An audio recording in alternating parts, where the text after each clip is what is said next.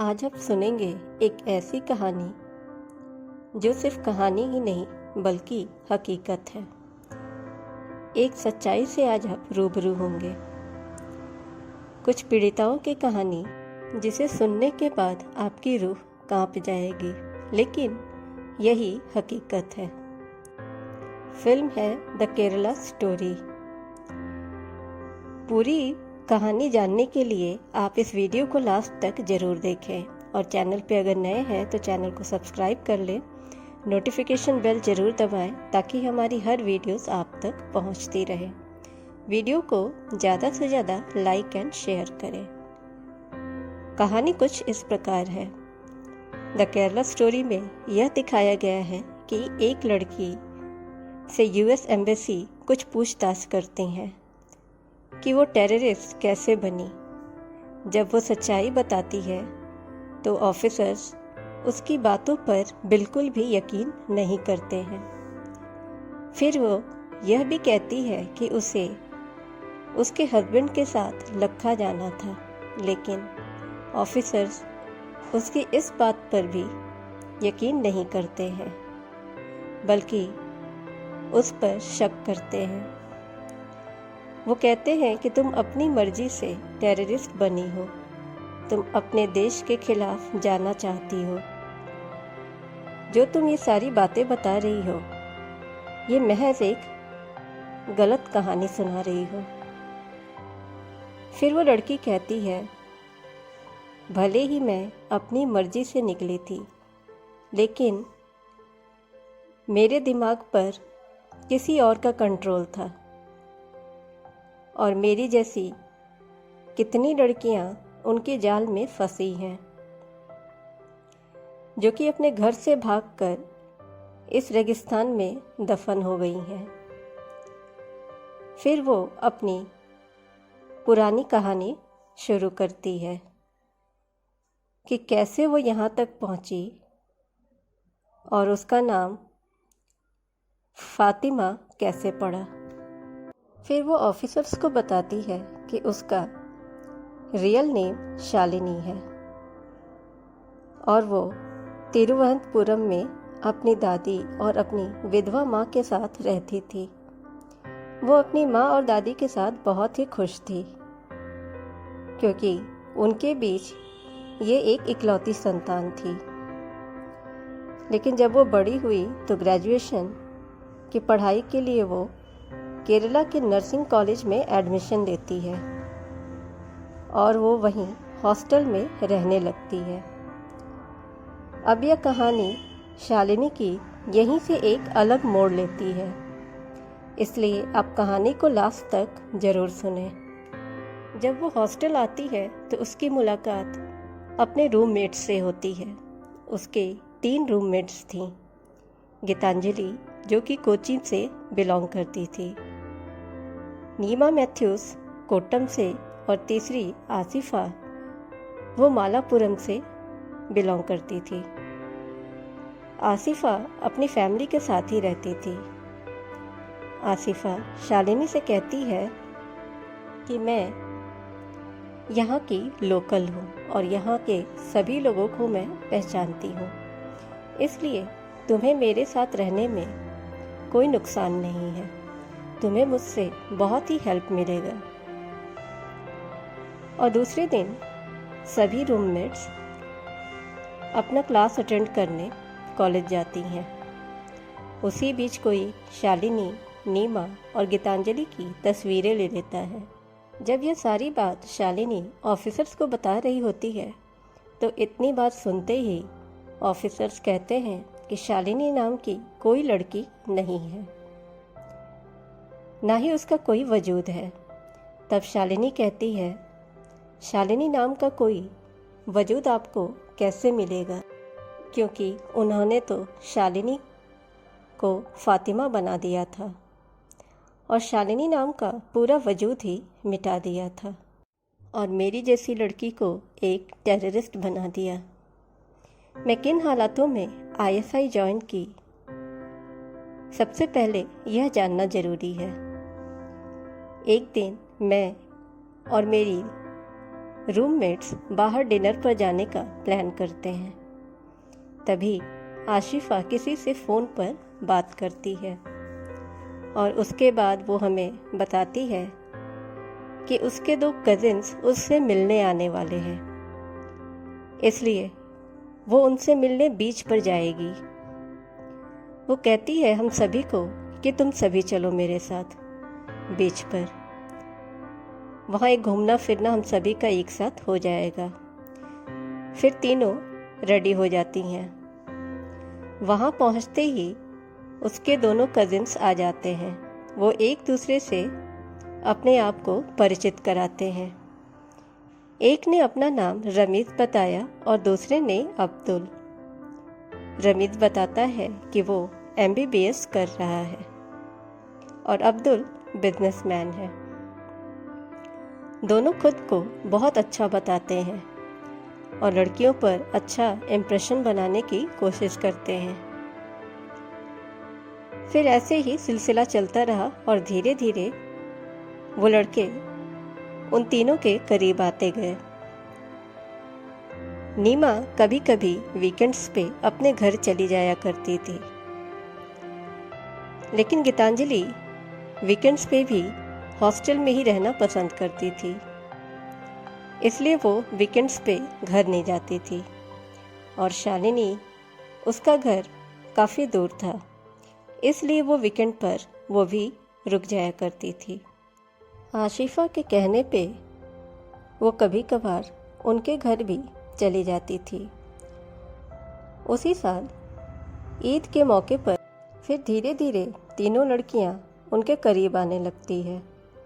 शालिनी रमीज़ के करीब आ जाती है, वहीं गीतांजलि अब्दुल के और नीमा मुजीर के करीब आने लगती है। आशिफा और उसकी फैमिली उनके साथ बहुत अच्छा व्यवहार करते हैं, इसलिए उन्हें लगता है कि आसिफा और उनकी फैमिली बहुत अच्छी है और इस तरीके से वो आसिफा के जाल में फंसती जा रही थी। आसिफा उनके दिमाग में अपने मजहब की बातें धीरे धीरे डालना शुरू कर देती है और वो उनसे कहती है कि अल्लाह पर विश्वास करो, बस अल्लाह का ही नाम लो। जो अल्लाह पर यकीन करते हैं उसे जन्नत नसीब होता है और जो अल्लाह पर यकीन नहीं करते उन्हें जोसेफ की आग में उल्टा करके जलाया जाता है। उसे बहुत बड़ी सज़ा मिलती है। यह सुनने के बाद तीनों के मन में डर हो जाता है। इधर अब्दुल और रमीज़ और आशिफा पर ऊपर से दबाव पड़ने लगा कि तीनों लड़कियों को भेजने में इतना समय क्यों लग रहा है। तभी आसिफा को कुछ गोलियां भी मौलवी देते हैं, जिसे ड्रग की तरह इस्तेमाल करके उनके दिमाग को पूरी तरह से अपने कंट्रोल में किया जा सकता था। एक दिन तीनों सहेलियां शॉपिंग का प्लान करती हैं और वो शॉपिंग करने एक मॉल में जाती हैं। वो आसिफा को भी साथ चलने के लिए कहती हैं, लेकिन वो मना कर देती है। तब शालिनी, नीमा और गीतांजलि जैसे ही शॉपिंग के लिए मॉल पहुंचती हैं, तभी कुछ लड़के उनके साथ बदतमीजी करते हैं और उनके कपड़े भी फाड़ देते हैं। जब यह घटना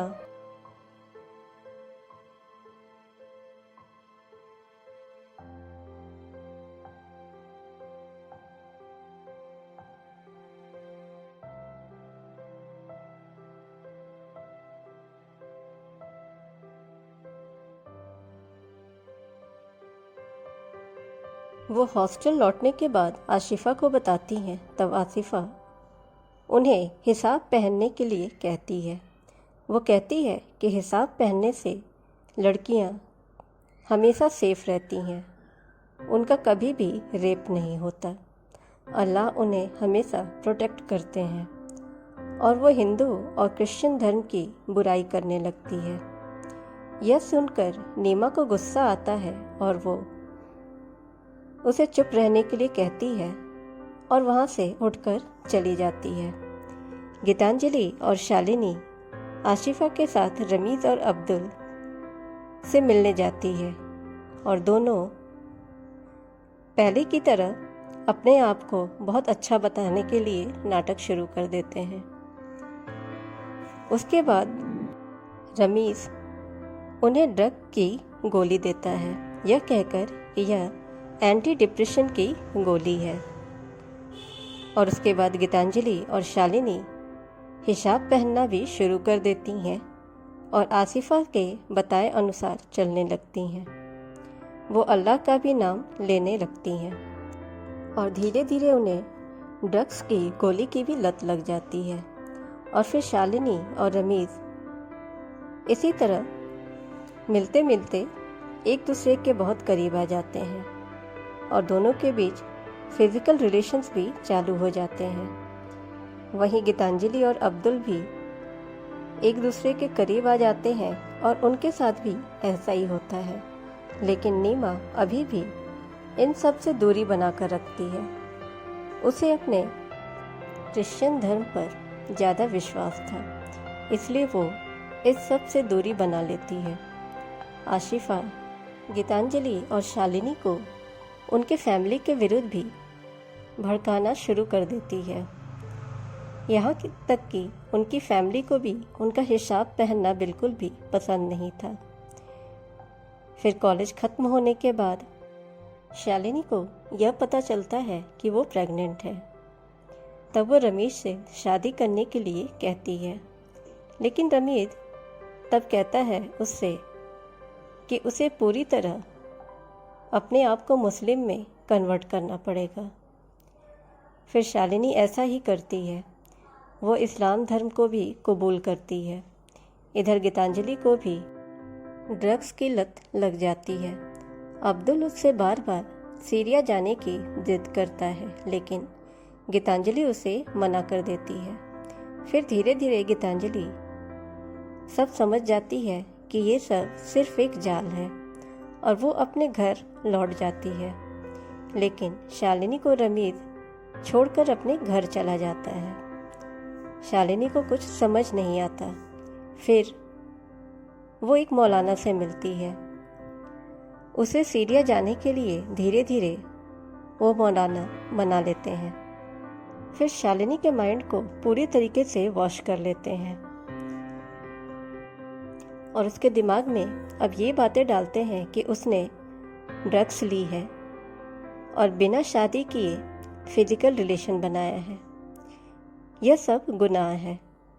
अल्लाह ऐसे लोगों को कभी माफ़ नहीं करते। इसलिए अल्लाह से बचने के लिए तुम्हें किसी और से निकाह कर सीरिया जाना होगा, तभी अल्लाह तुम्हें माफ़ करेंगे और तुम्हें जन्नत मिलेगा। फिर शालिनी निकाह के लिए तैयार हो जाती है और उसका निकाह कर दिया जाता है। जब शालिनी का निकाह होता है तब उसी बीच उसकी माँ आती है और वो मौलाना से कहती है कि वो शालिनी को और अपने दामाद को अपनाने के लिए तैयार है। लेकिन शालिनी अपनी माँ के साथ जाने से इनकार कर देती है। तभी उसकी माँ को गीतांजलि से पता चलता है कि वो प्रेग्नेंट है। इधर गीतांजलि के न्यूड फ़ोटोज़ अब्दुल अलग अलग वेबसाइट पर अपलोड कर देता है। जब यह बात गीतांजलि को न्यूज़ से पता चलता है तब वो आत्महत्या कर लेती है। शालिनी को सीरिया जाने से पहले ट्रेनिंग भी दी जाती है। उसके साथ कुछ और कपल्स भी होते हैं। वो ड्रग्स उन्हें बार बार दिया जाता था, जो कि इतना खतरनाक था कि कोई भी व्यक्ति बिना नर्वस हुए इसे खाने के बाद किसी का भी कत्ल कर सकता था। शालिनी को जाते वक्त आशिफा ने शॉपिंग भी कराई थी। फिर शालिनी के साथ इशाक का भी पासपोर्ट तैयार कर दिया गया और दोनों को सीरिया जाने के लिए कह दिया गया। इसके बाद उन्हें मैप्स वगैरह की प्रॉपर ट्रेनिंग दी गई और उन्हें मैप्स को अच्छे से समझने और उसे याद रखने के लिए कहा गया, ताकि उन पर ऑफिसर्स का शक न हो। जाने से पहले शालिनी को उसकी माँ से मिलवाया गया ताकि वो पुलिस में कंप्लेन ना करे। शालिनी अपनी माँ को यह बताती है कि वो हनीमून के लिए कोलंबो जा रही है। इस तरह इशाक और शालिनी कोलंबस पहुंच जाते हैं।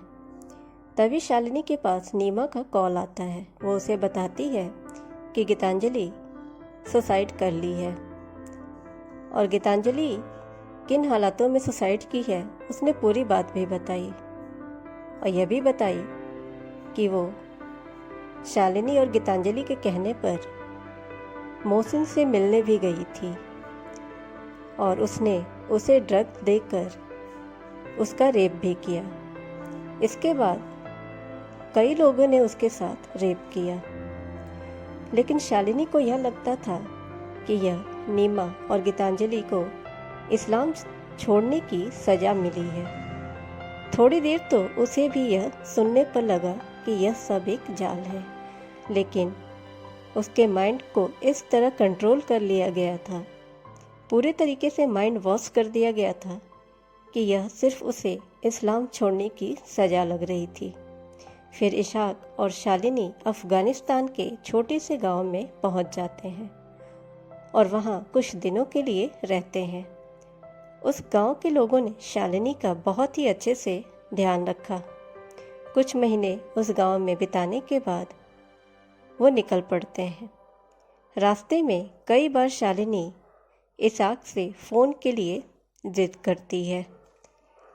वो अपनी माँ से बात करना चाहती थी, लेकिन इशाक उसे हर बार मना कर दे रहा था। कुछ दिनों बाद इशाक और शालिनी अफ़गानिस्तान के दूसरे गांव में जाते हैं, और वहाँ इशाक ने शालिनी का रेप भी किया। तब शालिनी और भी डर जाती है। फिर दोनों में बातचीत कम होने लगती है। एक दिन इशाक जब बाहर जाता है तब शालिनी मौका देखकर भागने की कोशिश करती है। वो बाहर निकल जाती है, लेकिन रास्ते में वो देखती है कि कुछ औरतों को बेचा जा रहा था, और एक औरत का हाथ भी काट दिया गया था। उसके हस्बैंड को भी मार दिया गया, क्योंकि उस औरत ने सिर्फ लिपस्टिक लगा ली थी, और इस्लाम में यह गुनाह है। उसी बीच शालिनी की मुलाकात वहाँ के एक सरदार की वाइफ से होती है, जो उसे बहुत ही हेल्प करती है, और वो वहीं अपनी बेटी को जन्म देती है। फिर सरदार की वाइफ शालिनी के बार बार कहने पर अपनी एक फ्रेंड के पास ले जाती है, और वहाँ से वॉइस मैसेज भेजने में उसकी मदद करती है। लेकिन शालिनी और सरदार की वाइफ के जाने के बाद ही उस औरत को भी मार दिया जाता है। इधर शालिनी को इशाक के मारे जाने की खबर मिलती है। तब वहाँ के लोग शालिनी को कहीं और भेज देते हैं। फिर शालिनी को कुछ दिनों बाद पता चलता है कि इशाक मरा नहीं बल्कि जिंदा है, और उसी ने उसे ISI के लोगों को बेचा था। शालिनी जैसे और भी औरतें वहाँ होती हैं। उसके बाद शालिनी का कई लोग रेप भी करते हैं। फिर शालिनी और दूसरी औरतों को एक कमरे में बंद कर दिया जाता है, लेकिन शालिनी को पूरा मैप पता होता है, इसलिए उसे पता चल जाता है कि वो ईरान और अफ़गानिस्तान के बॉर्डर के आसपास है। वह कुछ औरतों के साथ मिलकर भाग जाती है और बॉर्डर क्रॉस करने की कोशिश भी करती है, लेकिन ISI के मेंबर्स उन औरतों को गोलियों से मार देते हैं। लेकिन शालिनी बचकर बॉर्डर क्रॉस कर लेती है। जब US एम्बेसी वाले दौरे के लिए जाते हैं तो उन्हें शालिनी बेहोशी की हालत में मिलती है। फिर USA पीस मेकर्स उसकी पूरी कहानी सुनने के बाद उसे इंडिया वापस जाने की इजाज़त नहीं देते हैं, क्योंकि उसने 1 साल ISI के मेंबर्स के साथ बिताया था। उसे वहीं की जेल में बंद कर दिया जाता है। फिर कुछ दिन बाद शालिनी अपने माँ को कॉल करती है।